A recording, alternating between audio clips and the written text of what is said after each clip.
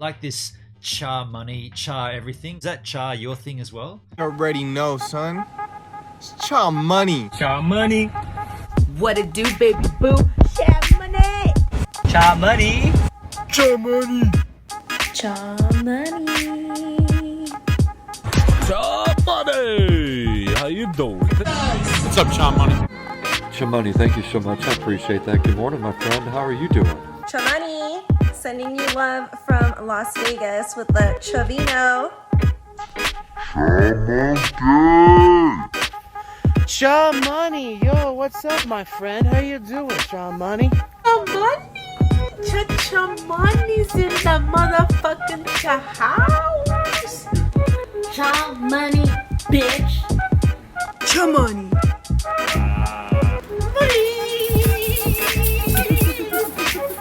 ChaMoney. I feel like men are discouraged from telling each other I love you. So I want to say I love you to my friend ChaMoney.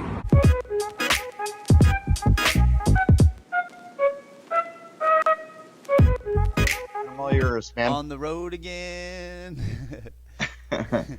Okay, and we like to keep the mood a little chillite over here, and if you ask EJ Eric, he'll tell you I'm a goofy character, so don't mind. Well, I was going to beat you to the punch and say cha.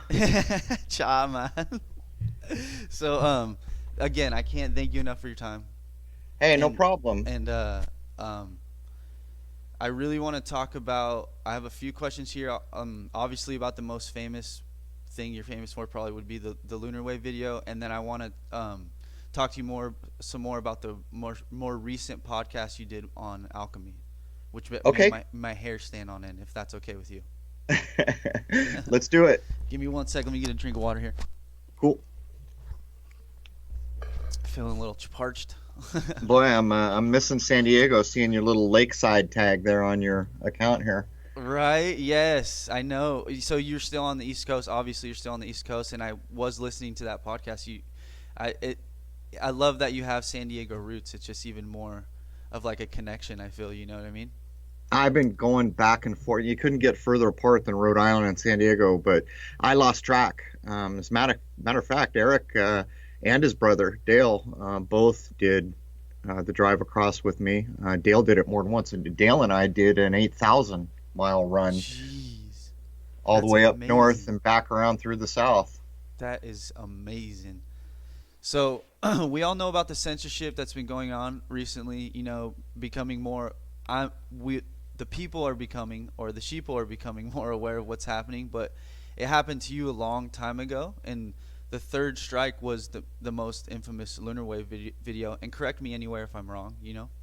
Well, I can tell you how that happened. So basically, censorship's been going on a long time, but it came out into the light of day for its shock value in the fall of 2017. And in fact, my third strike was a lunar wave, but the irony in it is it's a lunar wave I didn't shoot. Some other guy shot it and asked me to run it. I said, sure. But people need to know how this works. The day before they deleted, and they did delete, I had somewhere in the neighborhood of 100,000 admitted followers. It was actually a hell of a lot more than that. Some of my good hacker friends say you multiply by 10 on an account like mine. But what happened was they deleted my channel, and they literally deleted. I mean, every link all over the world just disappeared overnight. There were 404 errors, but so the day before they deleted my channel, if you did a search on CRROW777, you got 16 to 20 million returns. So endless people complained. We have no idea why they put the channel back 3 weeks later, but we know that thousands of people complained. So they put the channel back. The day the channel came back, with 2 strikes, by the way, you did a search for CRROW777, it was down to 2,000. So it went from 16 to 20 million down to 2,000. To this day, all these years later, if you do a search for lunar wave, and it's dependent on geography, I've got hacker friends all over the world, so we test this. Yes. Depending on your geography, if you do a lunar wave search, you might get 1 million returns. You put CRROW777 on the tail of it, you'll get a few thousand returns. So there's a censorship algorithm on YouTube and Google products attached to my name, and it's beyond the pale. We don't hurt people. we care about people. We state openly that we care deeply about human beings. So there's really no reason for what's gone on here. And even well, I won't. Don't get me started on now and the new world of crazy. Right. Well, we'll go into that a little bit later, and I don't believe in coincidence. There's a reason we talking to each other, and I'm out here to spread the love as well. And again, it's not coincidence. I met your cousin, and here we are, our nephew, excuse me, and here we are, a few years later. Now I know you don't have the same theory as when the video came out, which was the moon is a full like hologram theory, right? Do you mind talking about your most recent theory and what the wave is you saw? I made a lot of mistakes early on. You got to realize when this happened, I was just a guy, and then suddenly, I mean, I can't even describe what happened when the lunar wave went live. My life changed. I had to change my phone number. I had to change my email address. It went crazy quick, and it stayed that way. And what year is this? So I actually, Eric plays prominently in the story of the lunar wave, believe it or not. So here's how it happened. Eric and his father came over on the night of the supermoon, which was in May of 2012. And I didn't have things to film through my scope. We were just going to look at the moon through my scope. Eric was at the eyepiece, and he said, Uncle, there's a black triangle going over the moon. And I thought, that lucky dog, I'll never get to see that. But as fate would have it, we sat there for like 2 hours, I don't even more, maybe close to 3 hours, watching these black triangles transit the moon, which is bizarre because from our point of view, the moon is moving through the sky. So all that time between the end of my scope and where the moon's apparent position was, these clearly black triangular craft. By the way, one of the things that made me so famous so quick was the quality of the video, but it pales in comparison. When you've got an eyepiece, the video can't come close to the resolution that you're getting. So we watched this go on all night. So that was the next morning. I go get things to film with. And I thought, I'll film till the end of my life. I'll never see anything like that again. But it was a short time, a few days, less than a week, I think, before I started to catch interesting thing. And then that fateful day in September of 2012, I accidentally filmed the lunar wave. So that's how all that happened. So and by the way, I held on to that clip for a year. I didn't even open up I hate social media. I never wanted. I was a webmaster, and I knew the censorship. I knew the data collection. I knew all about it. But a year after, roughly, I filmed the lunar wave, I opened up my YouTube account, and I posted it, and all hell. Oh. Did we lose each other? You there? Can you hear me? Yeah, we got lost. How much of that did you lose? No, we heard you the whole time. Okay, we had to drop out for a second, but the whole time. You said you were starting your social media accounts in it. Oh yeah, so I start fall of 2013. One of the first clips up is the lunar wave and the floodgate. I mean, the whole world shifts for me. All of a sudden, the spotlight of the world's on me. So that goes on, and I made mistakes trying to describe what I thought was going on. And unfortunately, I said hologram, then I said facade. These were mistakes. What I call them now, I go to the oldest text that we can get in the world, and I agree with them. I call it a luminary. It's a light. And my point of view is that no one could put a boot on it if they wanted to. It's literally a light. And a lot of religious texts in our world, not just the Western Bible, but a lot of them will describe it similarly. You go back to the oldest Jewish stuff you can get, even well, just suffice it to say that from my point of view, if you go back to the oldest texts, you're before the modern edit, if you get the originals. And I agree with those descriptions that it's a light. We talking like as far back like Sumerian? You see, there's a problem. I don't know if you follow what we've done, but we actually challenged the historical timeline. Real quick, I don't mean to interrupt you, but do you mind shout out where people can find you? And forgive me, I need to go back and catch up. I was listening to your other podcast, and you're 200 or so deep. Where can people find you? I believe I have your correct website up right here, CRROW777 Radio. Yeah, it's CRROW777 Radio, which is CRROW777radio.com, and that is the only Crow site in the world. There are now fraud sites defrauding people that are stealing my content and doing bad things. But to get back to the point, we don't accept the historical timeline. It's like the movie The Matrix, in The Matrix where he tells you we don't know what the date is, but we think it's this. That's referencing a reality in our world. We don't know exactly how far things go back, but we did episodes on Fomenko, the Russian researcher, and others that pretty much show you can prove the timeline's been jacked. So when you start to talk about the Sumerians, I mean, we can talk about the idea of it, but how you place that in a historical time frame, I have no idea, because what we have access to has basically been jacked. What goes into our textbooks in school is a lie agreed upon. Yeah, very, very much so. And even just being home with this whole thing that's been going on, and being able to sit here and teach my son and see even how how bad the kids' minds are being manipulated right now, which I think is a perfect segue. Today it's a mask, tomorrow it's temperature at the baseball game, next month it's a forced vaccine, or next year with an app tracker to get on an airplane.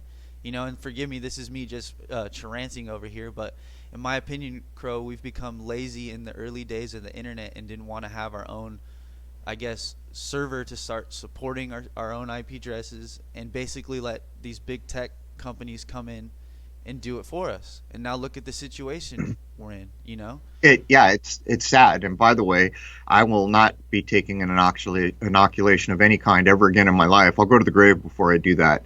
They can go to hell. That's a violation of my human rights, and that's a bridge too far, and I won't go there. But to get back to the point, this is the problem that we're facing right now in a nutshell, is we have a whole race of people, or a whole generation of people, I should say, that are basically old enough to be through college, and they've never known the analog era, so they have no idea what we gave up for all this digital nonsense, and it is nonsense. It wasn't always. The early days of the internet, it was like an information wild west. It was insane. All of a sudden, we had just days.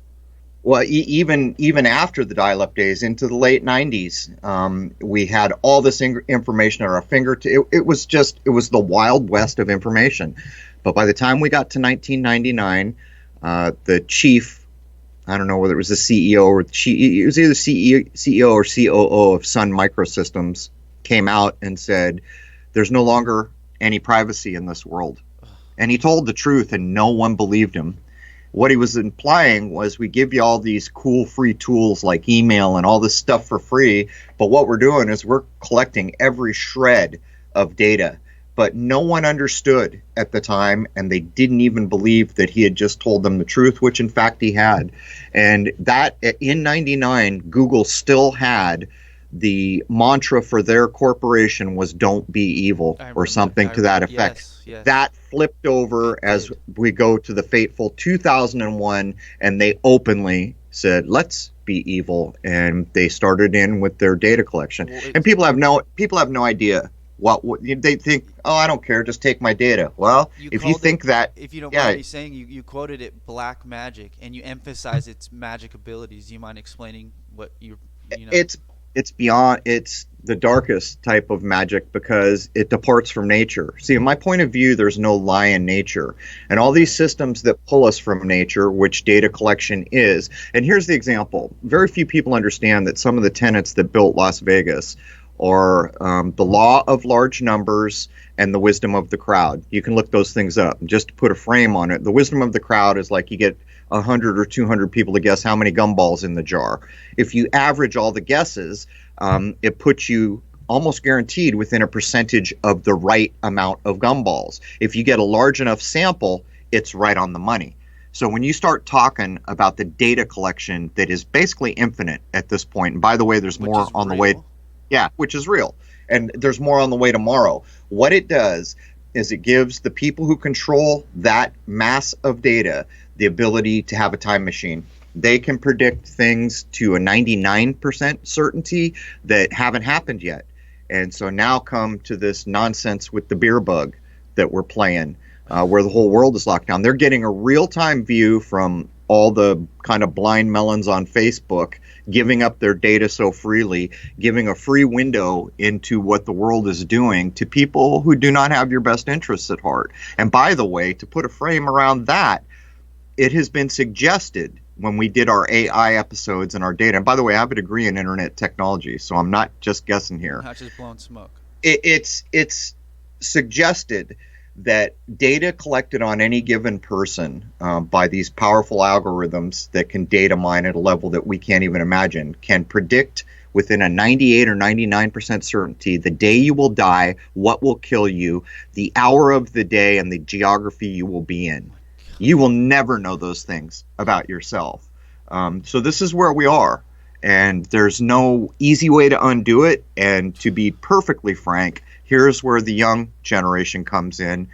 They've never known a time without a cell phone in their pocket, and that is the social anchor to everything for a young person. I can find anything. I can talk to all my friends. I'm constantly in contact. It's a different world, but that cell phone, if every cell phone went away today, this system that we are facing would crumble to the ground. And by the way, in the summer of '97, Silicon Valley exported to China social rating systems, data collection, all score. Right, the social score. They did it because they couldn't do it here, but they could do it in a communist regime. Since that has happened, China has exported it back to a place where they're going to poke you in the eye, Darwin, Australia, to hint at you this is the kind of evolution of where we're going here. So social ratings are always coming back, and the cell phone is the anchor of it all. It tracks you everywhere you go, down to the inch you're occupying, but it also gives them the ability to predict to a 99% certainty what inch you will occupy a week from now. And to top it off, that will be the anchor of social ratings, where your phone informs you, oh, you lost 5 social points. There's no one to call. It just happened. You just got notified. And by the way, your APR went up 10%. And by the way, you can no longer rent an apartment. And by the way, your kid may not be able to get into school because of your social rating. This is where we are headed. It's not only where we're headed, we're almost pretty much there, I feel like. And you know, in the Alchemy podcast, you talk a little bit about finding your spiritual side as a species, if you will, and coming to terms with who we are. And I only began to, I guess, reawaken, and I know you don't like the term awaken because it's almost disrespectful, right? I know you like the term aware. So I just say aware. Yeah, I've been trying to say that because I am becoming more aware of who I am. I'm beginning to re-aware myself, if that makes any sense. But you know, as a kid, I listened to it, ignored it. As an adult, same thing. But it's come to a slap in the face of like what reality really is, CRROW. And it's like a veil that's been removed from my eyes. And I thank God every day it's happened, and it's brought me to be able to talk to you right here. So there's a famous quote from an author I like, which is Graham Hancock, and it's, "We are a species with amnesia, and we've pretty much, I feel like, forgotten who we are." Do you mind talking a bit about how we've been dumbed down or suppressed to basically forget who we once were, a higher-minded society? Well, some of this is our fault, is society's fault, for lack of better terms, but the majority of it is not. The majority of it is the rulers who put lies in our textbook, who, when I was young, everyone respected the United States. Everyone was proud of their government up to a point. It started to fall apart quickly in my lifetime. So, you know, you can't lay all of that at the doorstep of the people who should have been aware.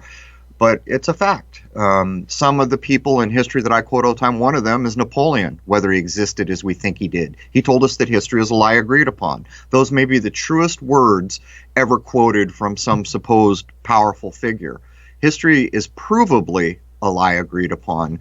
And this is a huge problem because we're headed for an iron-fisted lockdown. We're not there. We're not even really as close as it feels like we are.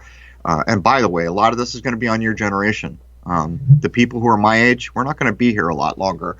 Another 25, 30 years, most of us are going to be out of the game, and it's going to be on you guys to stand or fall.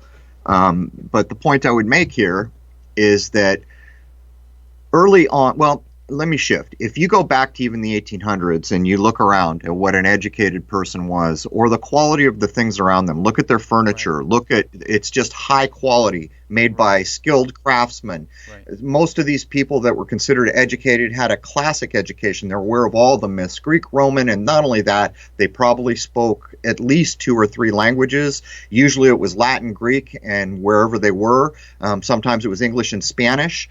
And these people were way, way, way, way higher minded than we've fallen all the way since then And in this short a couple time. hundred years ago. Right, right. And this was engineered. You talked a little bit about the player one like society, right? Is what we were headed towards. Right. I don't support Hollywood. I don't appreciate what they've done, Not and at I all. don't think there's any excuse for it. A lot more people are becoming aware of what's going on there. It's programming. You're being processed. If you watch television or you go pay for movies, you're being processed. It's What disgusting. the masters would call processing. It's like Pavlov's dogs.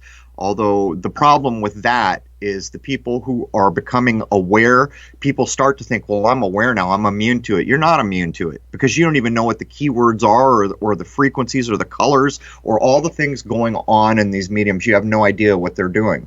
And that's the truth.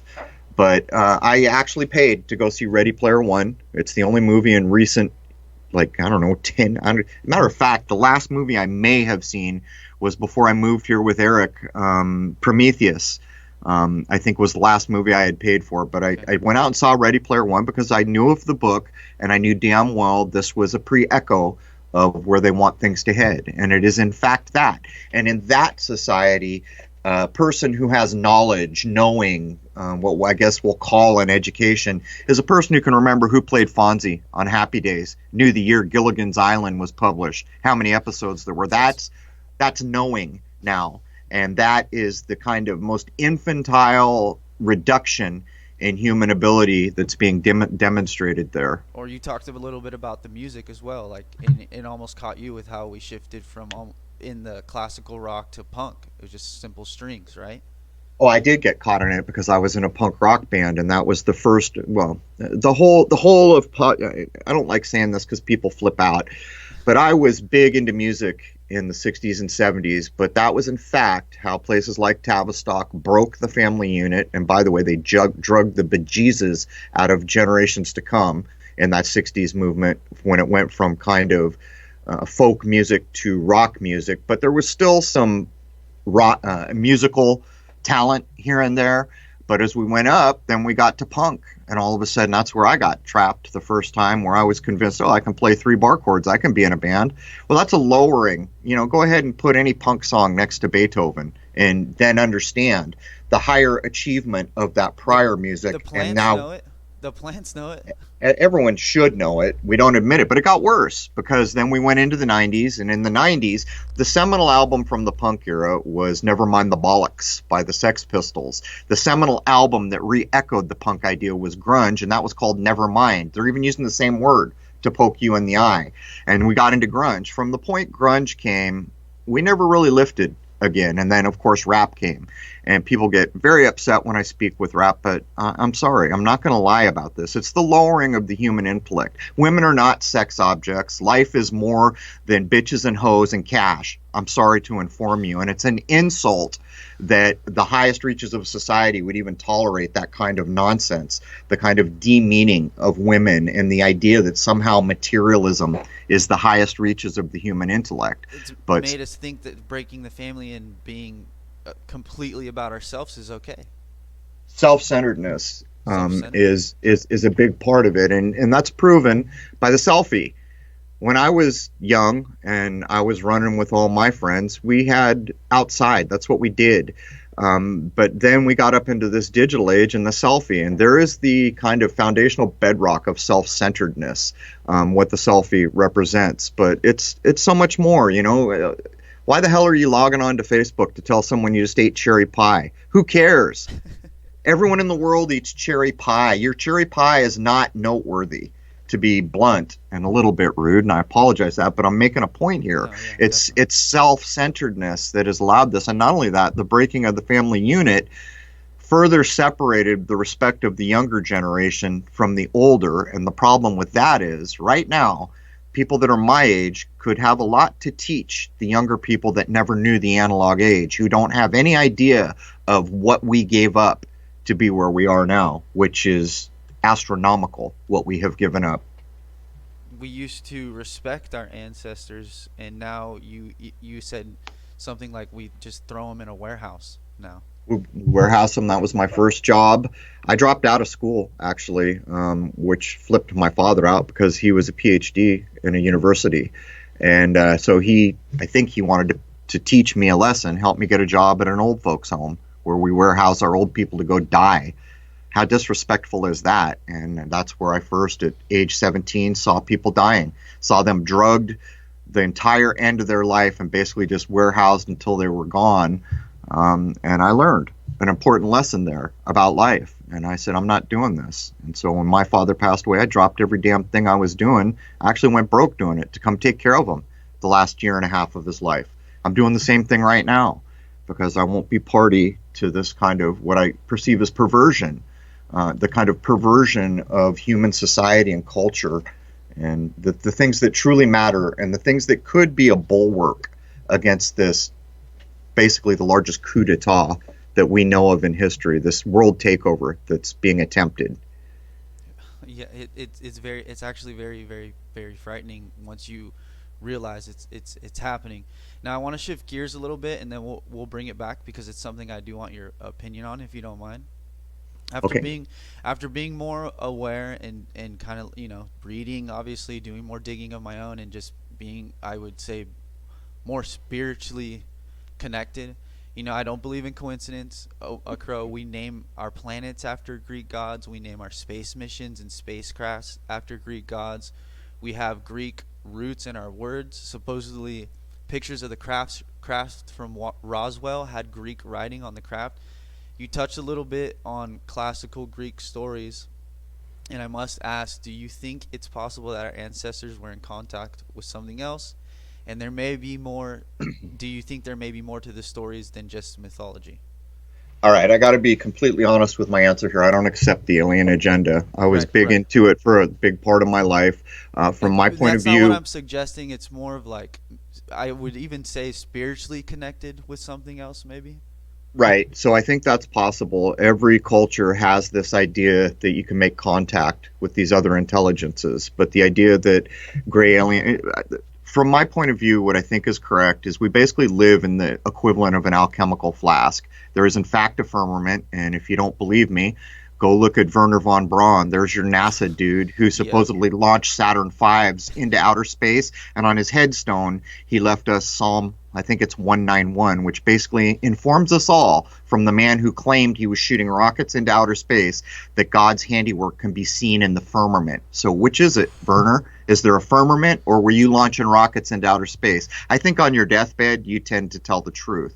But to get back to the point, sure, there's got to be higher intelligences, and I don't know what those are, but the whole alien agenda, I can show you who invented it. It's Tavistock construction. The Roswell thing on the 33rd parallel, not far from JFK being bumped on the 33rd parallel. These are all mind games. Symbolic, right? Well, it takes us out of reality. What hope does a race have that thinks and lives in fantasy about doing things that matter in our world? And that's a big part of this game. But the Greek and Roman thing is critically important, and here's why. Apparently, we're allowed to see that far back in history, or that part that is claimed at a certain level of our history. The Greeks wrote every basically tale that could be told in myth that a human being will experience. But where people get lost is they think, oh, those silly Greeks, they thought everything was a god. Well, I'm here to tell you, no, they didn't. Those were aspects of nature. What they were doing is personifying aspects of nature so that they could tell the tales of just about every tale that could happen to a human being. It was so complete that when the Romans came along, they just ripped it all off, gave some of them new names. And here's the example. We did an episode to show you how CNN used Greek myth to launch itself into the stratosphere and never come down again. They came on the air for 24/7 in a big way because they were losing millions a year. They were going under, so they played their little skit let's tell a lie game. Baby down the well, baby Jessica down the well. And that is truth or Althea down the well from Greek myth. But what people who'd never learned about Greek myth or never had a classic education didn't understand is there was a little blurb in the news a week or two after that little fake baby came out of the well that part of the foot was amputated. There's your indicator. It was not truth that came out of the well. It was the exact opposite of truth. And this is housed in the myth of Promethea, who makes truth, and then this trickster god makes a duplicate but runs out of clay, and the lie, the opposite of truth, has no feet. So every time you see these fake news spots where shoes are there or missing feet, these ideas, you're being basically told through Greek myth and allegory that you're being lied to, basically. And if you're too stupid a monkey to pick up on it, well, that's your own problem. We tried to tell you the truth, which I don't accept. You want to tell the truth, tell the damn truth. Why do you got to make a puzzle out of it? It's a perfect segue, which you touched on a little bit earlier, and it's something very significant that sticks out with me, is there is no lie in nature. I'm a strong believer in karma, CRROW, and that's from personal experience. You know, you can only lie for so long before the house of lies comes crashing down upon the liar and the truth comes out. There is no lie in nature. Now, since we've been lied to so much, do you think it's time for karma to run its course on those lying to us? Have they lost their, quote unquote, lost their passport, to put it in your terms? I speculate that maybe that's possible. There is no lie in nature, and by the way, that's why this world takeover is not going to work. And let me preface what I just said there. We could lose big right now. But even if that happens, all created things see their end, and nature proves this to us. And as you pointed out rightly, oh so rightly, there is no lie in nature. And what nature doesn't need a new tank of gas. Anything that needs to happen will happen exactly when it needed to, without fail, until the end of time or whatever that would be. And what nature teaches us is the key to avoiding this onslaught we're facing. But as you pointed out, this whole onslaught is built like a house of cards. They've got presidents swearing allegiance to the Constitution in an underhanded way while they do everything they can to bury the Constitution. It's all charades, lies, and this, like as you pointed out, an avoidance of what the perceived universal law or karma is. In other words, we showed you in Ready Player One what was coming, but you stupid monkeys didn't do anything. Well, I'm sorry. You can make these bizarre loopholes all you want, but that is not functioning in the light of day. And I would point out that in your perverse corporate law, there's a thing called a contract, and that requires a meeting of the minds. And the idea behind that is both parties fully understand the agreement. It's that simple. So how are you going to claim that each of us understands fully what's been going on here? Because we don't. How many people out there listening know that your birth certificate is a corporation that was set up on the day you were born in your name, which basically renders you in the civilized world as lost at sea or without breath? And you know who holds that paper? The Vatican holds that paper. Every one of us. These lies have gone on for so long that, yeah, at some point this house of cards coming crashing down, but I don't think we need to be complacent. It could get bad right now, and nobody wants to deal with that. And for my part, the key that helps us get out of this is nature, where there is no lie. Because everything about civilization, if you look back truthfully, is basically you could almost swap the word civilization for slavery if you understand the actual systems that built it, like I just told you about the birth certificate. Wow. Those of you just turning in, we're talking to CRROW777. Thank you so much for your time, CRROW. And that's a perfect turning point. I don't want to take too much of your time, so I personally feel you can shut me up at any time. I personally feel we are at a turning point in this planet, CRROW, and this is just me. People like you and I are these exact conversations are why it's so important to help expand and make people more aware. At least try and look at something differently and critically think about it, right? I'm a divine man, and I'm not trying to live in the world that they're proposing. The divine spark and free will, we were made from the hands creator. Does being righteous matter, CRROW? And why is it so important more now than ever to be righteous? It's always mattered. There's never been a religious tradition, spiritual tradition, or a society that mattered that wouldn't hold up the idea that being righteous matters. And the proof of that is in nature. There's your godly. Nature is your godly example. There is no lie. When something needs to be done, it will be done. And it never runs out. It doesn't need a new tank of gas or to be recharged. None of this. It is perfect in its delivery. And this is what's going, just to put a framework around why we're going through all this nonsense, this coup d'etat across the whole world. And here's why. These sick minds want to be gods of this place, but they can't. You know why they can't? Because they can't make a living fish from scratch. They can't make an oak tree from scratch, proving that they cannot be gods of this place. But if they take their artificial systems and control everybody that have to use those systems, they can be gods of those systems. Perverted gods, but gods. And so there's the framework of what's going on around here. And I will say it again. Our generation dropped the ball, but we had so much to contend with. In the 60s, we had our damn minds drugged off. We were pulled into entertainment and music and all these things that pulled us off track so thoroughly, so effectively. That's not an excuse. We dropped the damn ball. And by the time I got up to an age that mattered and I started trying to push back against it, I realized I don't have that much time left here. So I can do what I can while I'm here. But your generation, at somewhere around the change of the millennium, the human mind tried to lift up again, tried to wake up, started to try to wake up. And that's when all this happened. After all, 2001 is the proof of that, trying to crush the human mind back down. And you know what movie shows you? It's not a good movie, but you know what movie shows you the truth is Green Lantern. What is that one power that the realized beings will have nothing to do with? It's fear. Fear is the only contagion in our world, and it's always been the only contagion in our world. When I was a kid, it was fear of the Russians, and then fear this and fear that. You could die from a nuclear onslaught. You could die from a war. You could die from SARS, Ebola, West Nile virus, now the latest nonsense. You can die from these things, so be afraid so we can do all these things to you.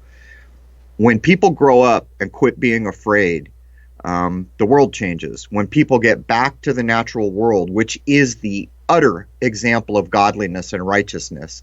A squirrel, you learn something from a squirrel, you can bank that. You can bank that, never having spent one mind cycle wondering if the squirrel told you the truth. Because I guarantee you the squirrel did tell you the truth, and so did the tree next to him, and so did the season that bound it all. And this is not lost on the controllers, which is why they're encoding the sun and the sky clock all the time, because they never lost track of the things that matter. We've forgotten. Do you? I guess I'll end you with this asking you this: Is there hope? Like I believe that we are a collective consciousness, and once you said we start to become more aware. Is there hope left for the future, Crow? Of course there is, and it's told us again in Greek myth with the story of Pandora. All the horrible things released into the world, but what was left in that item Pandora was holding was hope. There is always hope, and these Greek myths tell you the truth in a way too, because they've told you all these stories, almost every possible story that mattered that a human being will experience, and they used aspects of nature that we have been convinced are gods to do it. And not only is there hope, right now, the people doing this, if I was them, I would be scared crapless, because they have built this push on a house of cards. If enough of us quit being scared little infantile diaper-wearing babies and grow the hell up and shed our fear, this is going to go the other way. If people realize these old cliches like giving up freedom for security means you deserve neither, those are true things, and that's exactly what we're engaged in now. And by the way, if you're going to crash the whole world economy and put so many people out of work, shouldn't we be seeing bodies stacked up to the ceiling? I've got thousands of followers all over the world who have done rounds at the morgues. They're empty. There are no bodies stacking up to the ceiling, so we can come full circle and point accurately that what's driving this is fear. And that's a hell of a thing. At what point are we going to stand up, Crow, collectively? Don't we need to? I mean, it's time. I don't know. Desperate measures, require desperate actions. I can't tell you. I'm not going to give up. I'm going to stand as long as I can while I'm here in this world and do what I think is right or righteous, using nature as my guide, having a concern for living men and women and all living things, because that is the polar opposite of the people pulling the strings. They do not have a concern. There's a full frontal push. So viruses don't exist as described. I've had an endless litany of doctors on proving it, and every one of those clips was censored off. Why? Because they're telling the truth. So what's in that injection they want to give you besides tracking? Which on its, if that was the only reason it was there, that's unacceptable. But what they want to do is lower the human consciousness to basically drooling, the idiocracy. And then they want to reduce the population, which is pointed out in the Georgia Guidestones, that no one will claim ownership for. Again, proving the cowardice nature of those operating under the cover of night, refusing to come into the light of day. Although what we see now is right out in the light of day. So if, as a majority of human beings, we take off our damn diapers and recognize that children are easily scared when put in a dark room. You could put a real, true adult in a dark room and they might know fear, but that fear will not master them, will not master every decision they make. They may know the fear, but that's an adult. That's not going to drive the ship. That's the difference. One of the big differences between children and adults, experience and learning. And, you know, I served in the Marine Corps. I actually knew people you could truly call a hero, not this nonsense where if you have this job, you're a hero. That's BS.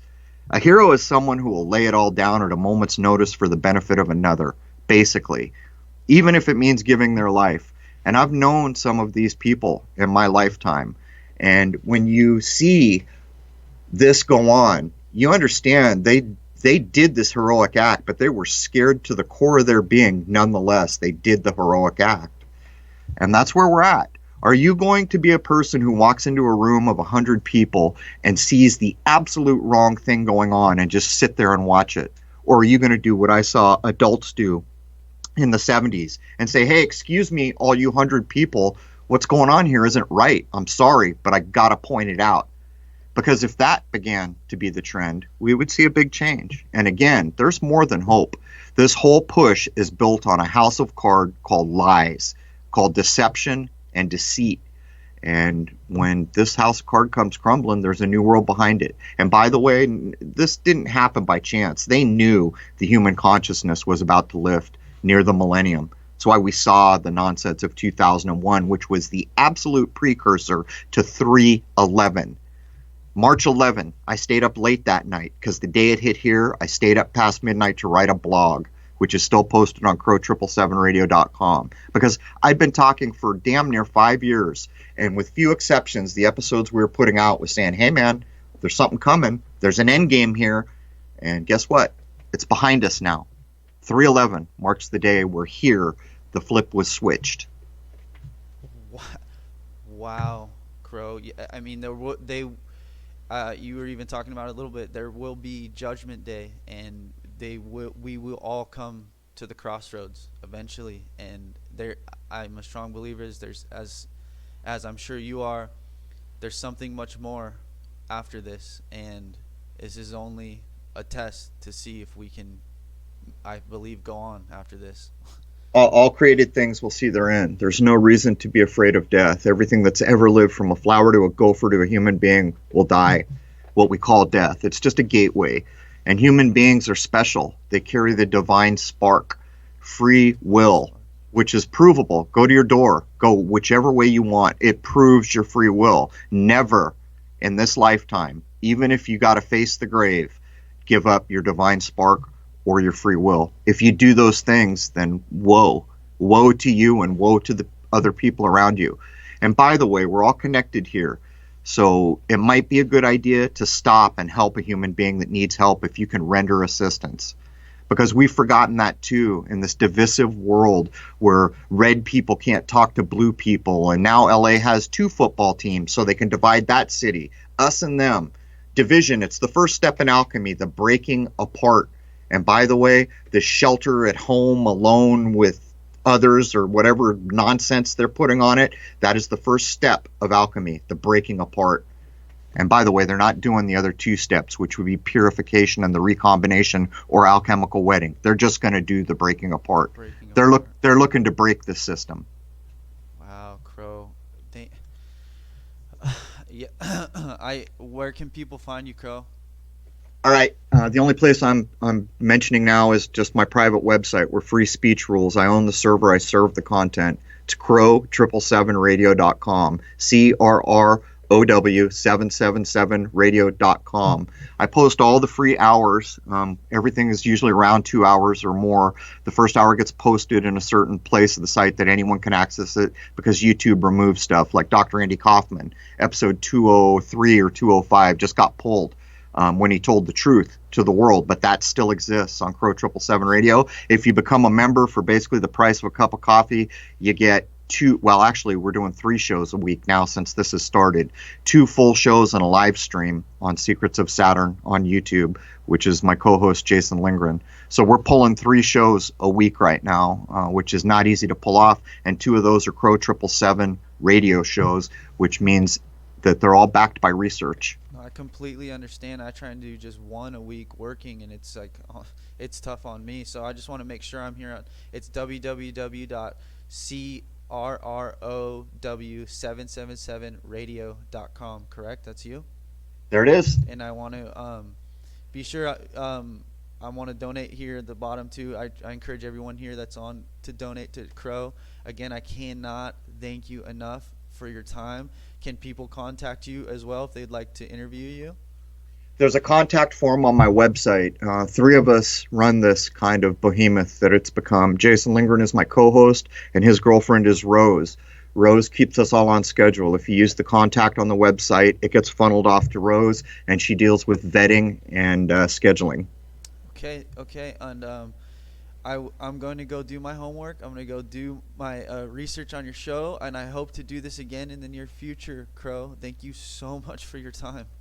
Hey, man, it's a pleasure. And the moment Eric texted me, I said, send him my way.